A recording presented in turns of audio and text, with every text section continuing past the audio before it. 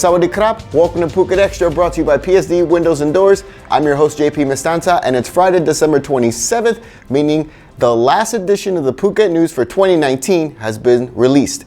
Grab your copy at any one of 600 locations around the island. Now let's start with our top story. Last night saw the annual Light Up Phuket Tsunami Memorial event in Patong's Loma Park as hundreds of tourists and local residents joined together in placing candles in the sand to remember the thousands who lost their lives to the 2004 Asian Tsunami. Patong Deputy Mayor Punsak Naksena led the candle lighting ceremony, which began with a multi-faith service at about 6. Flowers and candles were placed in the sand to remember those who lost their lives in the disaster 15 years ago.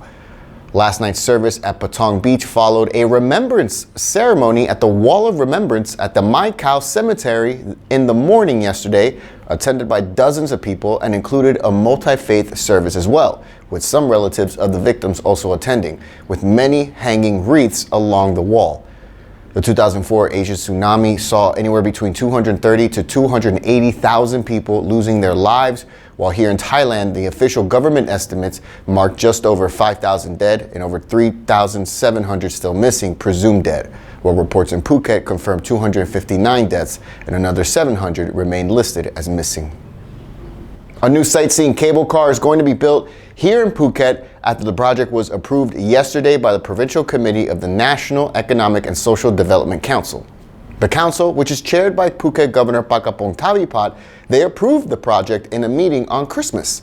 The current estimated budget for the construction of the cable car is right now about 1.5 billion baht, according to the president of JH Cable Car Thailand Co Ltd, who proposed the plan to the committee. The project will be 3 kilometers long and 82 meters high from the ground, with 3 stations along its route. And it's meant to be used mostly by tourists who proponents say will become a new Phuket landmark in and of itself. An environmental impact assessment is set to take place with feedback meetings to be held with the public, but no official word yet on where in Phuket they will build the cable car. Tourist police have confirmed that the foreign man and Thai woman reported as seen camping in a remote location near where Polish tourist 26-year-old Mateusz Juszkiewicz and 23-year-old Thai national Wedakan Siriprakon were last seen are not the missing kayak couple. The confirmation came earlier this week after police found that the couple seen camping in the area were actually a Frenchman and a woman from Laos. The rumors from locals in the area of Bamboo Cape, about 1 kilometer from where the missing pair were last seen off Yanui Beach, they were brought to the attention of Chalong police by the missing woman's mother. Mayor Arun Solos had earlier this week reported the sighting of a couple that matched the description of the missing pair, but now, with those reports having been deemed a false alarm, search efforts have begun again, with the families of the missing couple offering rewards for any information that would help lead to their discovery.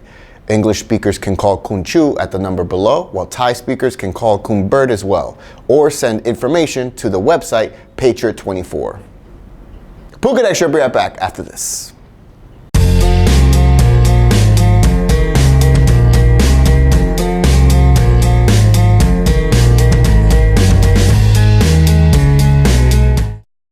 Welcome back to Phuket Extra. A tragic story out of Udon Thani as a 39-year-old woman is now behind bars for allegedly pimping her mentally handicapped daughter to 7 men, then blackmailing them into paying as much as 250,000 baht. An arrest warrant was issued by Udon Thani courts last month as they arrested the unnamed woman at a condo in Bangkok yesterday. It all stems from a complaint by a 24-year-old man who said he was duped by the woman. It all started in July of this year when the 24-year-old man began talking with a 19-year-old girl on a dating app, Badu. The two arranged to meet each other at a hospital in the area, and then he took her to sleep at a resort in the same district. The next day, he arranged for her to head home. Shortly after, he received a call from his father that 2 women, both wearing government uniforms, came to his house, alleging that the young man lured her daughter to have sex and threatened to arrest him. One of the women demanded 250,000 baht in exchange for not bringing the case to police, and he agreed to eventually pay that amount as well as support her university education of the young woman. 2 weeks later, he went back to the girl's house, and a family friend of the girl's family took pity on him and told him that he was being duped by the girl's mother to extort money. and that she had no intention of ever going to police, and she had done it several times to other men. In their investigation, police learned that the mother, who was named as Ms. Kananat in reports, she colluded with 6 others to list her mentally ill daughter on the Badu dating app to find victims, help make sure they sleep together with the victims, and then extorted money in a similar manner from these other men. Police allege that the mother had done this 6 other times previously, changing her name several times. She's now facing a host of charges. The Supreme Court is sentencing former Deputy Finance Minister and ex-Deputy Chief of the Revenue Department, Benja Luis Charron, to 2 years in jail without suspension for her role in helping the Thaksin Shinawatra family evade almost 16 billion baht in tax in the sale and purchase of Shin Core shares. 3 other Revenue Department officials have also been handed reduced prison sentences from 3 to 2 years for their roles in the same case that involved Shimcore shares purchased in 2006 by the children of former Prime Minister Thaksin Shinawatra. The siblings paid 1 baht for each share that actually were valued at just over 49 baht each and evaded taxes on that 2006 deal. Benja has been found guilty of malfeasance in making sure they avoided paying taxes on that deal. That's it for Phuket Extra. Today brought to you by PSD Windows and Doors. For safe, secure, and soundproof windows, visit pvcphuket.com. From all of us here at the Phuket News Center, thank you for watching. Until Monday, stay classy, Phukets.